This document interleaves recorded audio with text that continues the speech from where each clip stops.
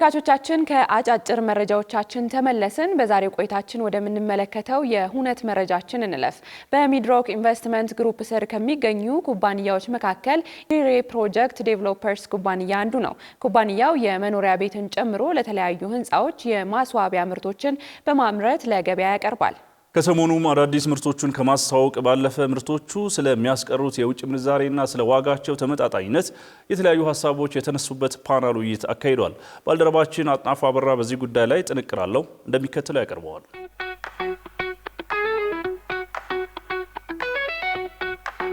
ክብራትና ክብራን ተመልካቾቻችን ሚድሮክ ኢንቨስትመንት ግሩፕ እንግዲህ ከ40 በላይ በሚሆኑ ኩባንያዎች በሀገራችን በስራ ላይ ይገኛል።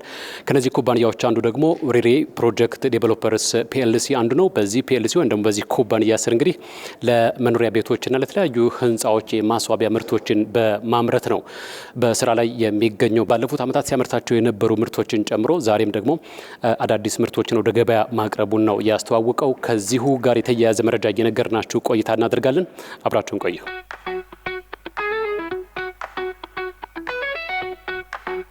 እሺ በጣም አመሰግናለሁ ፈቃደኛ ስለሆነ። ሪሬ ፕሮጀክት ዴቨሎፐር ምንድነው የሚያመርተው? ሪሬ ፕሮጀክት ዴቨሎፐር በሚድሮክ ኢንቨስትመንት ግሩፕ በማይኒንግ ክላስተር ስር የተደራጀ ኩባንያ ነው። የግንባታ ፊኒሺንግ እቃዎች ያመርታል። 4 አይነት እቃዎችን ያመርታል።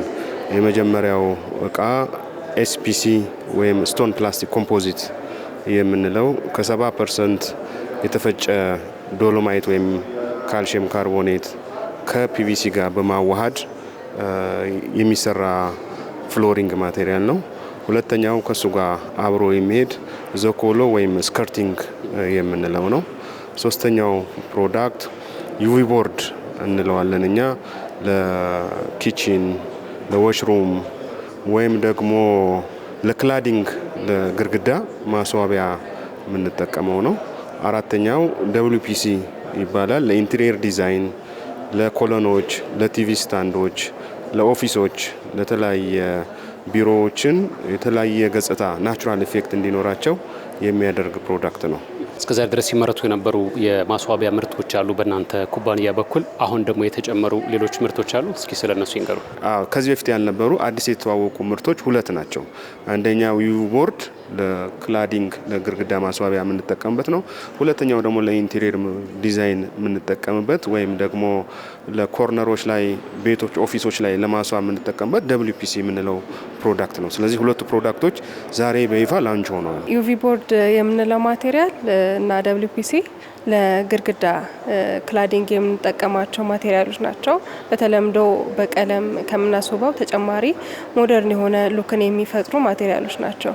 ዩቪ ቦርድን ስንመለከት ከስሙ እንደምንነሳ ፒቪሲ፣ ኤስፒሲ እንዲሁም ኤምዲኤፍ በአንድ ላይ በመቀናጀት በአልትራቫዮሌት ሬ ኮንትሮል ሲስተም በዛ የሚመረት ፕሮዳክት ነው። WPC ደግሞ የምንለው ማቴሪያል ምንድነው?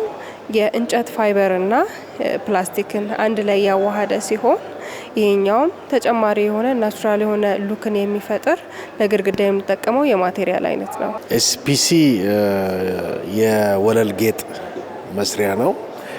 ከእንጨትና ከስቶን ማቴሪያል እና ከፕላስቲክ ማቴሪያል ውህዶ ነው የሚሰራ ሲሆን ካራክተሩ ደግሞ የእንጨት መልክና የድንጋይ መልኮች እንዲኖሩት አድርጎ የሚሰራ ማቴሪያል ነው። የውበትን ቫልዩ ያመጣል።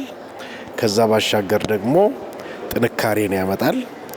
ከዚህ በተጨማሪ የውሃ ወይም ደግሞ ሞይስቸር ሬዚስተንት የመሆን ባህሪ ያለው በአጠቃላይ ስፔሲፊኬሽኑ ይሄንን ማቴሪያል ሴራሚክ፣ ፖርስሊን፣ ማርብል፣ ግራናይት አንደኛ ቲክ ከባድ ከውጭ ደግሞ የምናመጣቸው በብዛት ፎሪን ከረንሲን የሚፈልጉ ነገሮችን የሚተካልን ነው። ዩቪ ቦርድ በአብዛኛው ከማርብል ጋር ተመሳሳይ የሆነ ቴክስቸር ስላለው አንደኛ የክብደቱም ላይት ዌይት ነው። ሌላ ደግሞ እርጥበትን መቋቋም ይችላል። እንዲሁም ደግሞ የተለያዩ አይነት ለምሳሌ ከዚህ ፕሮፐርቲ የተነሳ ሻጋታዎች እንዲሁም ኬሚካሎችን መቋቋም ስለሚችል ተመራጭ ያደርገዋል።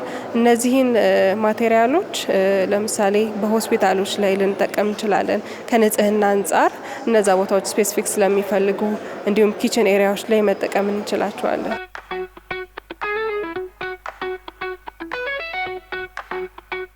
ከሌሎቹ የማስዋቢያ አይነቶች ምን ይለያቸዋል? ዋጋቸውስ ምን ያክል ተመጣጣኝ ነው? ሁለቱን ያንሱልኝ። አንደኛ እንደ ሀገር ያለብን ችግር አለ። በቶሎ ጨርሶ ወደ ኢኮኖሚው ህንጻም ይሁን ሌሎች ነገሮችን የማስገባት ችግር አለብን። ያንን በትልቅ ድርሻ ይቀርፋል። አንዱ ይሄ ነው። ሁለተኛው ነገር ኢምፖርት ሰብስቲት ነው። ይሄ ፕሮዳክት ከዚህ በፊት ከቻይና፣ ከኢንዲያ፣ ከቱርክ ነው ኢምፖርት የሚደረግ የነበረው። ስለዚህ 70% የሀገር ውስጥ ጥሬ ዕቃ ተጠቅመን 30% ብቻ ኢምፖርት ማድረጋችን ትልቅ አማውንት ፎሬክስ ወይም የውጭ ምንዛሬ ያድናል። ለኢኮኖሚውም የራሱን የሆነ ድርሻ ይሰጣል። ሌላኛው አድቫንቴጅ ምንድነው? ይህን የኛን ፕሮዳክት ግን እስከ 200 ካሬ ድረስ በቀን መሰራት ይችላል። ይሄ ለአልሚዎች እንደ ሀገርም ኮንስትራክሽን ሴክተሩ ላይ ላለን ሰዎች ትልቅ ድርሻ አለው ብለን እናስባለን። ዋጋቸው በጣም ኮምፒቲቲቭ ነው። በእኛ ጥናት መሰረት የኛ ፕሮዳክቶች ሌሎች ፕሮዳክቶችን በመጠቀም ፍሎሪንግ ከሚሰራ እነዚህም ፕሮዳክቶች በመጠቀም ቢሰራ የኮንስትራክሽን ኮስቱን ከ25 እስከ 30% ይቀንሳሉ።